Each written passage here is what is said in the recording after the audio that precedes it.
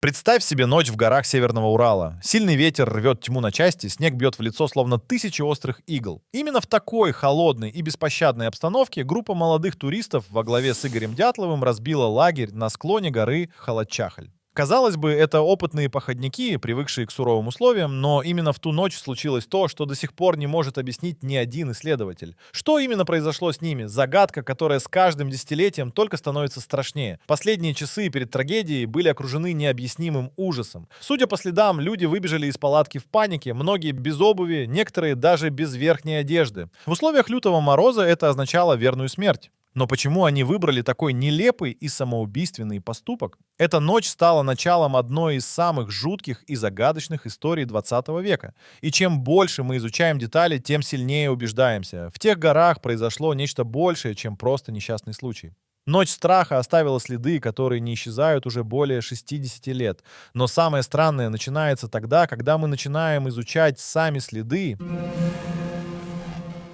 Когда поисковики добрались до места трагедии, они увидели картину, от которой кровь стыла в жилах. От палатки тянулись отпечатки ног, но почти все были босыми или в тонких носках. Ветер и снег сохранили их словно издевательски, как немое доказательство панического бегства. Казалось, люди покинули укрытие в спешке, не думая о спасении. Некоторые следы обрывались внезапно, словно человек растворился в воздухе. Другие тянулись к лесу, где и были найдены первые тела. Но самое поразительное — это то, как эти следы противоречат здравому смыслу.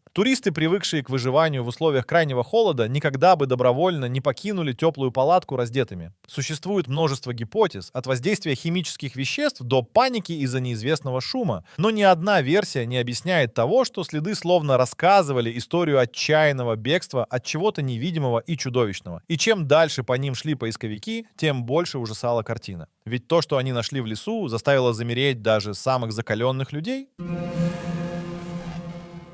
Когда нашли палатку, ее состояние поставило всех в тупик. Ткань была разрезана изнутри, словно туристы в панике пытались выбраться, не используя вход. Это открытие до сих пор остается одним из самых жутких фактов трагедии. Что могло заставить опытных походников так поступить? Внутри палатки все выглядело почти обычно. Аккуратно сложенные вещи, еда, приготовленная к ужину. Это значит, что трагедия застала их врасплох.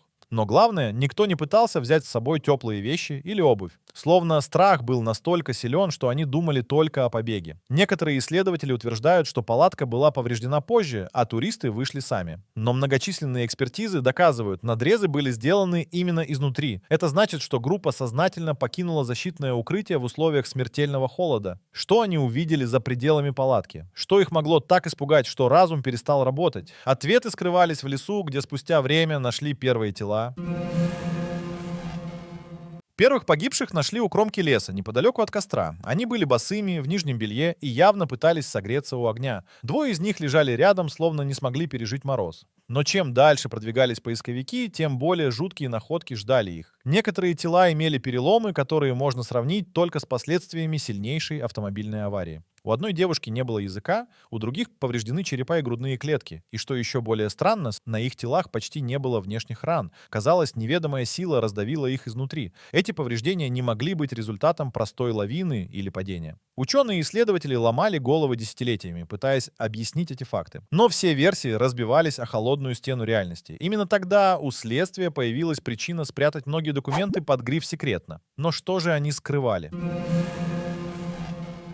Многие годы материалы дела были засекречены. Лишь через десятилетия стало известно, что в архивах хранились данные, которые могли перевернуть представление о произошедшем.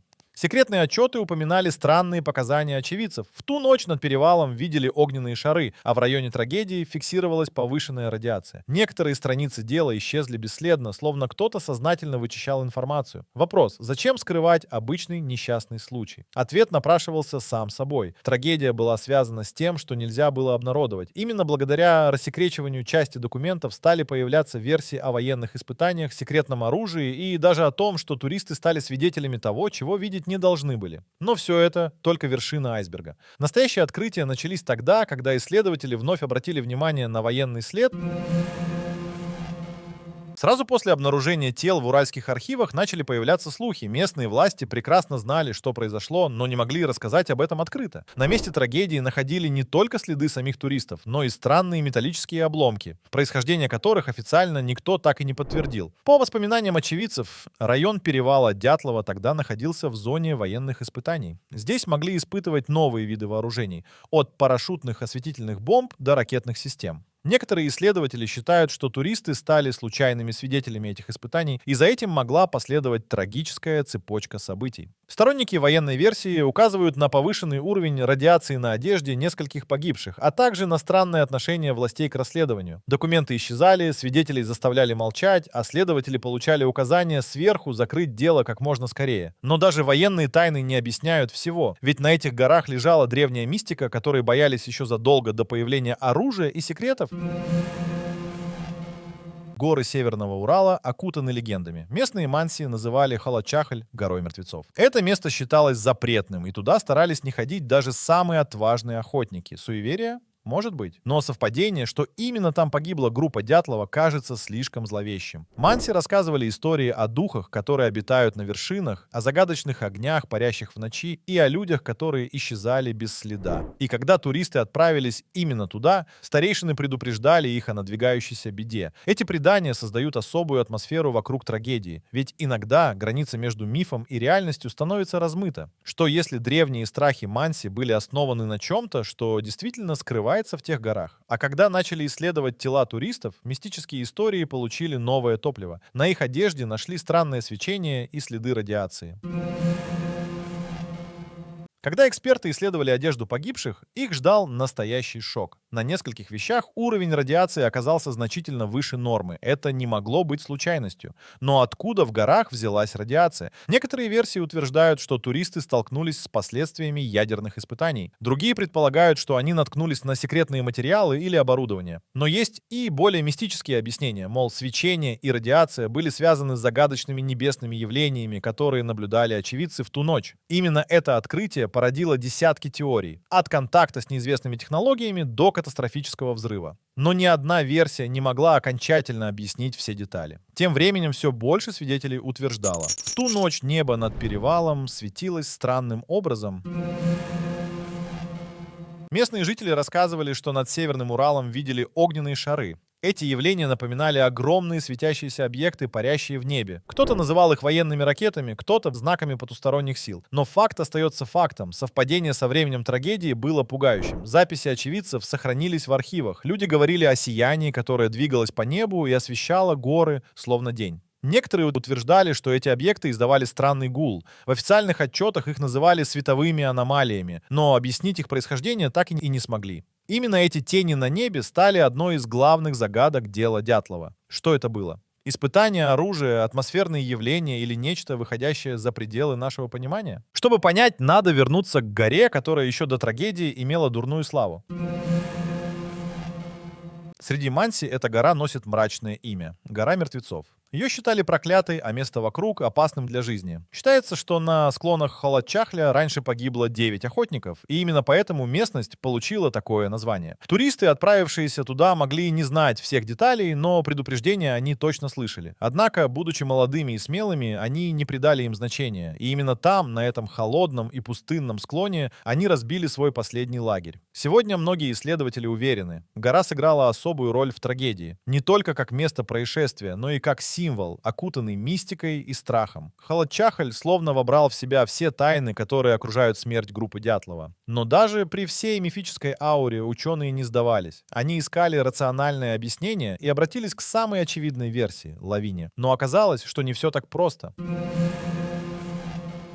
Официальная версия трагедии долгие годы оставалась неизменной. Лавина, якобы снежный пласт, сошел на палатку, раздавил людей, и в панике они выбежали в ночь. Но эта версия вызывала слишком много вопросов. Склон, на котором стояла палатка, был слишком пологим для лавины. Снега, который мог бы накрыть туристов, поисковики не нашли. А палатка оказалась частично стоящей, без признаков сильного удара сверху. Кроме того, травмы некоторых погибших невозможно было объяснить простым сходом снега. Переломы грудных клеток и черепа выглядели так, будто их вызвал огромный удар, сравнимый с силой автомобильной аварии. Но при этом на коже почти не было порезов и синяков. Слишком многое не сходилось. Лавина могла объяснить часть деталей, но не всю картину, и поэтому исследователи снова и снова возвращались к этому делу. Спустя десятилетия именно ученые попытались окончательно проверить эту гипотезу. Но вместо того, чтобы развеять загадку, они еще сильнее ее запутали.